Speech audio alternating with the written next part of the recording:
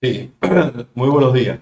Bueno, en la mañana de hoy vamos a impartir esta charla sobre el deterioro cognitivo, el abordaje diagnóstico y desde el punto de vista terapéutico, dónde estamos y hacia dónde nos dirigimos. Esta charla es parte de una de las charlas que se van a impartir en el Congreso Nacional de Medicina Interna, que inicia hoy, 28 de junio. Así que estoy dando esta charla con el objetivo de que la tengamos todo aquí en la página en YouTube y podamos utilizarla cuando sea necesario. Bueno, cognición es la capacidad que tiene el individuo, es una capacidad del sistema nervioso central que tiene la capacidad que tiene un individuo de asimilar y procesar datos que nos llegan por diferentes vías, ¿no? Y esto se establece debido a este tipo de, digamos, capacidades o habilidades como memoria, atención, funciones ejecutivas, lenguaje, cálculo, visiones visoespacial, la praxia y la agnosia, ¿no? Es decir, a esto le llamamos cognición y vamos a hablar entonces de deterioro de estas funciones de tipo cognitiva como tal. El deterioro cognitivo tiene tres niveles. Un deterioro cognitivo subjetivo, veremos las características de la continuación, un deterioro cognitivo menor o deterioro cognitivo leve y un deterioro cognitivo mayor o demencia. Debemos señalar que muchos pacientes, un alto por ciento de pacientes con deterioro cognitivo subjetivo, migran a deterioro cognitivo leve e incluso el 70% de las personas con deterioro cognitivo leve terminan en el transcurso de menos de 5 años en una demencia como tal. Entonces, ahora, conceptualmente, deterioro cognitivo o deterioro neurocognitivo menor es aquella persona, aquel paciente que tiene alteraciones de un dominio cognitivo, habitualmente de memoria, no tiene una gran incapacidad para realizar las actividades de su vida diaria previo a este deterioro cognitivo o hay un estado normal, totalmente normal y pueden haber diferentes subtipos, deterioro cognitivo vascular, deterioro cognitivo postraumático o deterioro cognitivo népsico, nada más. Entonces, este deterioro cognitivo puede progresar hasta un 70% a demencia, que es un síndrome caracterizado ya porque el deterioro ya es mayor, hay mayor incapacidad, ya no es solamente un dominio cognitivo, sino afectaciones por lo menos, al menos dos dominios cognitivos. También hay subtipos que son los diferentes tipos de causas de demencia como tal. Este tipo de demencia también se conoce en el DSM-5 como deterioro neurocognitivo mayor. Entonces, conceptualmente, a que llamamos deterioro cognitivo subjetivo, es aquella persona que aqueja trastorno de memoria, por ejemplo, tiene alguna disminución de su capacidad cognitiva, pero cuando uno le hace los test Mini-Mental, el MoCA, el test de reloj, uno no puede identificar ninguna alteración desde el punto de vista cognitiva, pero el paciente aqueja este tipo de... ¿Por qué nos gusta señalar esto? Porque este tipo de trastorno con mucha frecuencia puede migrar a deterioro cognitivo y ya se han visto alteraciones en resonancia magnética funcional de típicas como si fuese un deterioro cognitivo mayor o una enfermedad de Alzheimer como tal. Se excluye, por supuesto, deterioro cognitivo, demencia y que no deba ser explicado por ninguna enfermedad psiquiátrica como tal. Bueno, aquí nos encontramos. Nos encontramos en la evolución clínica que el deterioro cognitivo subjetivo puede migrar a deterioro cognitivo leve y este en un 70% puede migrar a demencia como tal. Esto puede ser en el transcurso de años, de 10, de 5, de 15 años aproximadamente. Y como demencia, para tener en cuenta, en consideración, el 70% de todos los pacientes con demencia, es decir, con síndrome demencial, tienen enfermedad de Alzheimer, pero hay un 30 o un 40% que tienen otras. La fundamental, la más importante, la vascular, pero puede haber por trauma, por déficit de vitamina B12, entre otras causas como tal. Bueno, epidemiológicamente el deterioro cognitivo, sobre todo la demencia como tal, aquí nos encontramos en este momento. 55 millones de personas padecen de demencia en estos momentos, según el último reporte publicado por la OMS, y va a haber un crecimiento de este número de pacientes hasta que cuando nos encontremos en el año 2050 van a haber entre 132 y 150 pacientes con demencia, pero la inmensa mayoría va a ser en países de bajos ingresos o medianos ingresos, como se representa aquí en naranja como tal. Es decir, el crecimiento va a ser, se va a duplicar o triplicar incluso la cantidad de pacientes que tenemos con deterioro cognitivo que presentamos en estos momentos, se va a triplicar, pero esto sería mucho más evidente en los países de bajos ingresos. Bueno, incluso hay reportes ya, este reporte del 2024, de junio del 2024, que evaluaron casi 400.000 pacientes, personas mayores de 40 años, y determinaron por métodos, digamos, clínicos, test neuropsicológicos, que hasta un 20% podían tener deterioro de sus funciones cognitivas. Bueno, aquí llegamos nosotros. Aquí hacemos el diagnóstico. Si miramos esta tabla, que es el deterioro de las funciones cognitivas, aquí se encuentran los pacientes que clínicamente tienen manifestaciones clínicas como deterioro cognitivo leve o demencia. Pero años antes, y esta línea horizontal es tiempo, años antes ya empiezan a ocurrir cambios, por ejemplo, como depósito de sustancia amiloide, puede haber proteínas fosforiladas de lactado en el líquido cefalorraquídeo, y pueden haber algunos cambios desde el punto de vista neuropatológico. Por lo tanto, nosotros llegamos aquí con el inicio de los síntomas clínicos, que estamos llegando tarde al diagnóstico de los pacientes con un deterioro cognitivo. Bueno, ¿cuáles son los factores de riesgo más importantes del deterioro cognitivo en sentido general? Bueno,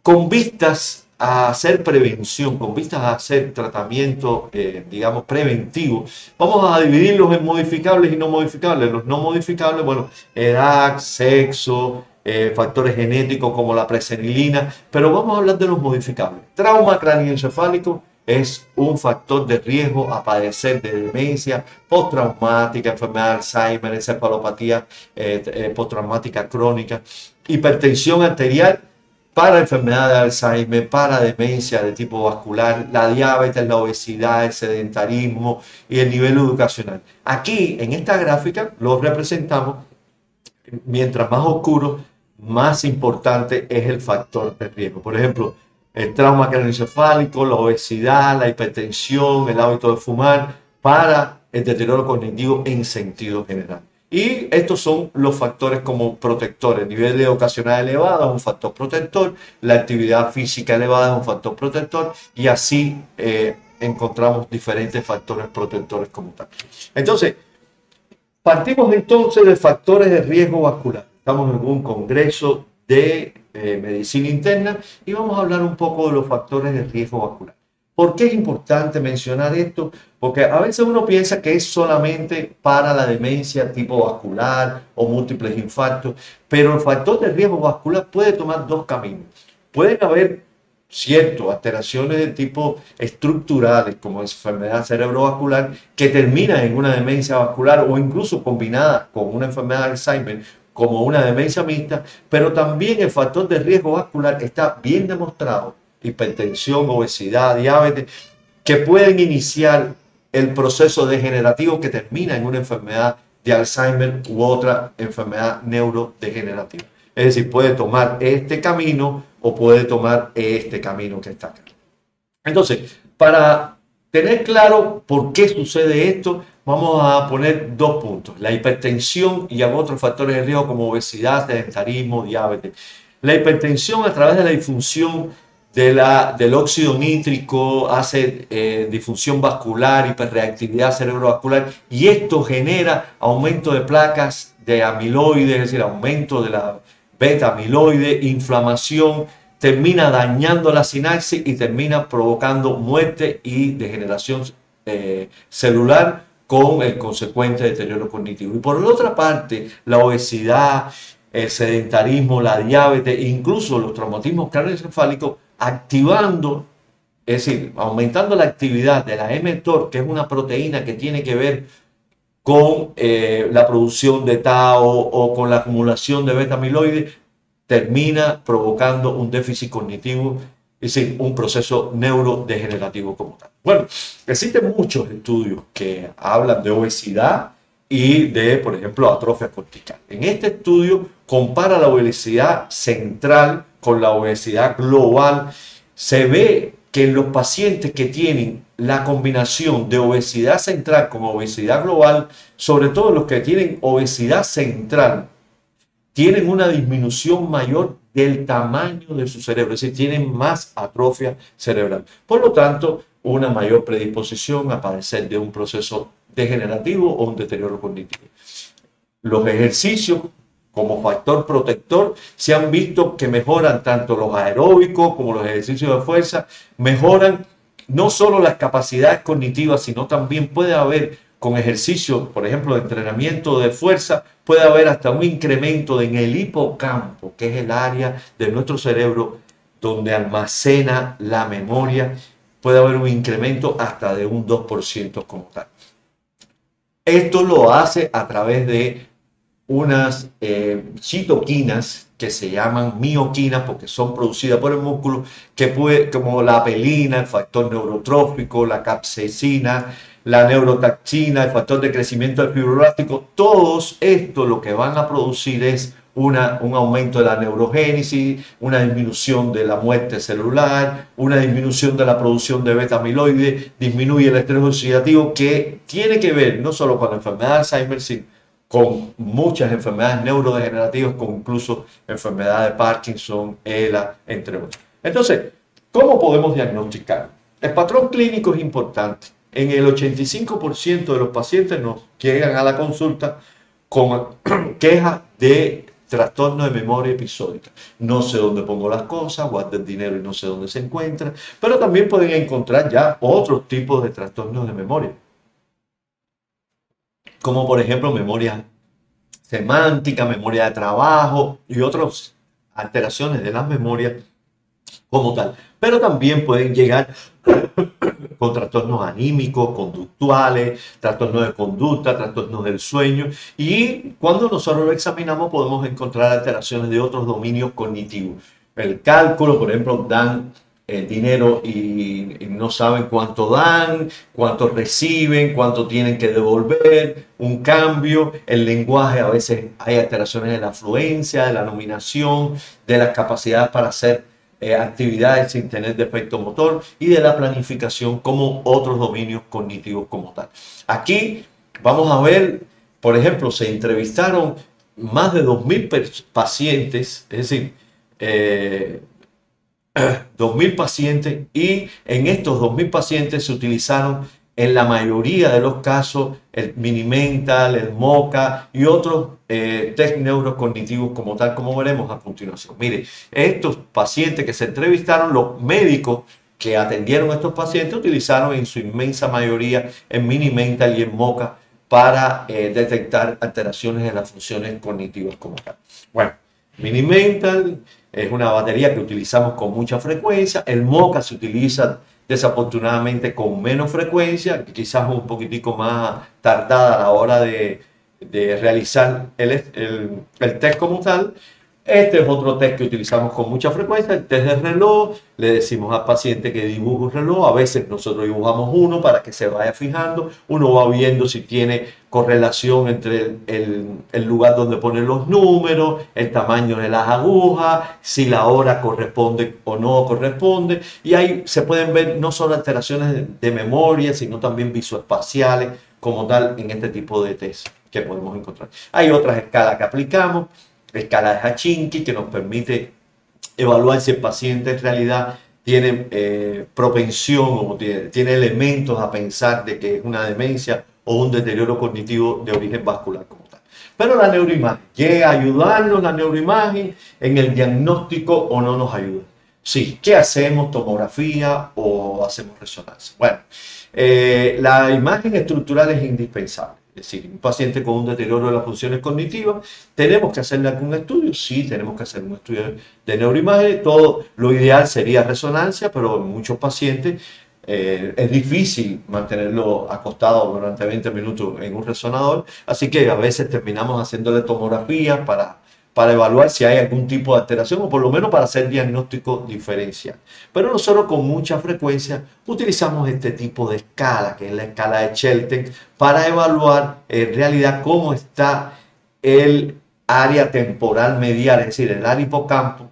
Y nosotros a través de esta escala podemos, por ejemplo, un cortes coronales, podemos evaluar si tiene más de 2 o más de 3 en menores de 75 o en mayores de 75. Esto es muy sugerente de que el paciente tiene una demencia, fundamentalmente una enfermedad de Alzheimer como tal. Aquí se las dejo para que las puedan ver, evaluar, buscar y tratar de correlacionar con algunos de sus pacientes.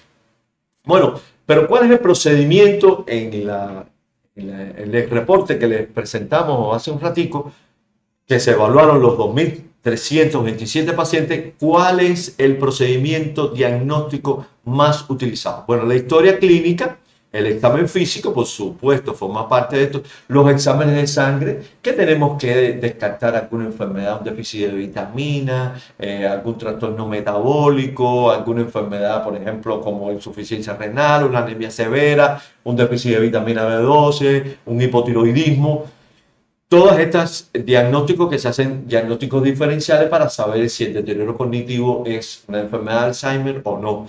Se le hacen los test, por supuesto, los test cognitivos son indispensables, ya vimos cuáles son los test, y se le hace tomografía. Aquí está la inmensa mayoría de los estudios clínicos o paraclínicos que se les realizan a los pacientes para llegar al diagnóstico. Pero vemos otros estudios como genéticos que no se hacen con mucha frecuencia en nuestro país, punción lumbar, pero sobre todas las cosas para detectar proteína tau y proteína beta amiloide, que veremos a continuación cuál es la utilidad como tal. Bueno, líquido cefalorraquídeo se utiliza en el diagnóstico de la enfermedad de Alzheimer, sí se utiliza para detectar en realidad la relación que existe entre la beta amiloide 1, 40 y 42, la proteína tau, si está aumentada o no está aumentada, y esto nos permite evaluar en un futuro un tratamiento dirigido, por ejemplo, sobre todo con anticuerpos monoclonales, dirigido a la